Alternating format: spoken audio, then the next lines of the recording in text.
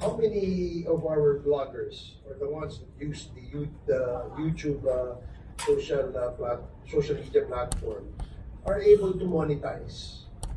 Would you be able to tell us that? And if you can, what is the ballpark figure of the amount of the revenues that these bloggers make? Mr. Chairman, I think tens of thousands of Filipino creators are in the YouTube partnership program. And all of them are monetizing? Once you are in the YouTube partnership program, then that means that you are monetizing your content. And would you be able to tell us, give us a ballpark figure as to how much revenues do these bloggers make? I think the Google, as a public company, is able to disclose its revenues, but I would not have the ability to give you the specific details for the Philippines. I understand, yeah. But the reason why I asked that, Mr. Chair, is because we'd like to find out what motivates the vloggers, the so-called vloggers. I'm not generalizing, but what I'm saying is that there are very few of them who actually are motivated by the monetization by these social media platforms. And the only objective is to generate engagements, a higher number of engagements, in order to convert this to cash. Tama, di ba? I think that's the motivation of some of these vloggers who peddle fake news. And you know naman how it is. When a fake news is being posted online, people has different reactions. One would probably, if one sees it, probably would say, totoo ba ito? Or the other would say, ay, totoo ito. Kasi galing ito kay ganyan. Or would say na, teka nga, tanong ko nga kay ipasa ko ito. So that creates engagements and increases the number of people who actually has seen a post that could be fake or could be false. So, anong mechanism meron si YouTube to be able to limit, if not eliminate, these kinds of peddling of falsehoods? Mr. Chair, I'd just like to share some relevant provisions of the advertiser-friendly guidelines which all YouTube creators need to comply with. So some of the things prohibited are inappropriate language, shocking content, hateful and derogatory content, as well as incendiary and demeaning content.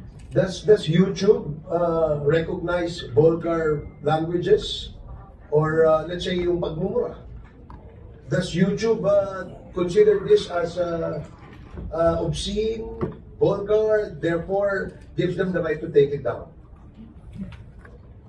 In certain cases, that might fall under incendiary and demeaning. So let me just read what is stated. Content that is gratuitously incendiary, inflammatory, or demeaning may not be suitable for advertising. Okay, so kasi the reason why I asked that, parang it seems that napapabayaan natin yung mga nagmumura eh. Di ba? Kung yung taong na nagmumura, na gumagamit, nagpo-post ng kanilang mga content online, ay nagmumura, eh karakter na ho nila yun. Maaaring pinalaki sila ng mga magulang nila na pinayagan silang magmura. Pero the question is there a mechanism? Yung YouTube ba, pagka nakita niyang nagmumura, yan, kahit pa lang siya na yung di ba, yung mayroong ano tawag doon? Yung imbes na patuloy nagmumura, parang yung parang ini-stop yung word na yun or something. Meron ba kayong ganung mechanism? Meron ba instant editing? So as mentioned, if the content of the creator is already violative of our advertiser-friendly guidelines, YouTube might enforce some monetization policies. Yeah, but do they recognize yung vulgar languages na Tagalog, which gives them a ground to take it down? Do they recognize that? YouTube does have language experts in Filipino and other local dialects. So these are not AI generated kumbaga, hindi nila tinatranslate. Walang mechanism na We use a gano'n. combination of both machine learning and AI assisted technologies, but at the same time, we also do have human reviewers who are fluent in the local dialects. So, human reviewers. So, still, dependent pa rin siya sa mga human reviewers. Combination, Your Honor. Okay, kasi, ano mo, I'm sure you will agree with me na maraming mga vloggers na para lang maka-generate ng mapansin, ika nga, no? Nagmumura, no? In fact, bastos di ba? Hindi naman natin sila masisisi o hindi natin masisisi kung paano sila pinalaki ng kanilang mga magulang dahil siguro, pinalaki silang bastos di ba? Yun nga ang sinabi sa akin ni Congressman Marcoleta na hindi dapat ganoon. Dahil alam mo, tinuturuan natin yung ating mga anak na maging magalang. Di ba? Na maging respectful. Hindi yung bulgar na bastos. Di ba? Aling batikusin ka, huwag ka lang magmumura. Kasi subukan mong sabihin sa akin harapan yung gano'n. Anong pakiramdam mo? Di ba? Pero kung online, kung magmura, akala mo ang tapang. Di ba? Kaya nga sabi ni Congressman Marcoleta sa akin, hindi dapat pinapayagan yung mga gano'n. Because we have laws. Lalo na kung defamatory. Tapos may kasama pang mura. Bakit hindi kayo magmura harapan, di ba? Kung pupunta kayo rito, kung hanapin nyo kami, kung magmura kayo, something like that. Tingnan natin ano mangyayari. Away itong mangyayari.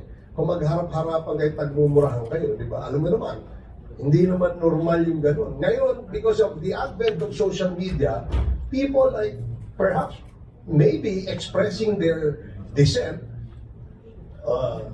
or maybe dislike to a person, to an institution, to our organization by using vulgar language. Di ba? Siguro, pagka gano'n yung tao na mura ng mura, di ba naman natin masabing walang pinag-aralan yan? Wala lang pinagkatandaan malamang. No? At hindi dinidisiplina ng magulang niya. Kawawa ang magulang nun. Nakakahiya. Di ba? Nakakahiya na yung anak mo bastos, ganyan. Kung magsalita pa ng mga kabastusan, parang walang anak na mga babae. And that is the reason why I asked that if ever there are mechanisms in that social platform that can control that. If not, that's fine. That's okay. Mr. Chair, so let me reiterate, all content monetizing with ads must follow our advertiser-friendly content guidelines. And one of the advertiser-friendly guidelines is inappropriate language. Content that contains profanity or vulgarity at the start or throughout the majority of the video may not be suitable for advertising. And some of the enforcement mechanisms that can happen to a creator that violates these policies are: number one, withhold, adjust, charge back, or offset earnings or payment. Number two, limit ad revenue from the video. Number three, suspend participation in the YouTube Partnership Program. And finally, suspend or even terminate the YouTube channel. Okay. Last question, Mr. Chair. I hope you don't mind, my colleagues would not mind. I just wanted to ask, why do you monetize? Why? What is the logic behind monetization? Because if you monetize, this probably is the main motivator or the main motivation of these people who are engaged in these kinds of ads in the YouTube. Bakit kayo nagmo-monetize?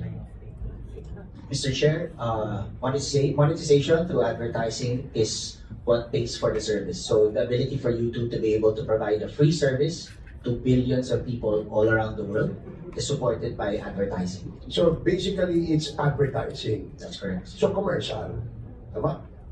So talagang generation of revenues. Diba? So that's all, Mr. Chair. Thank you. Thank you, Your Honor. Thank you.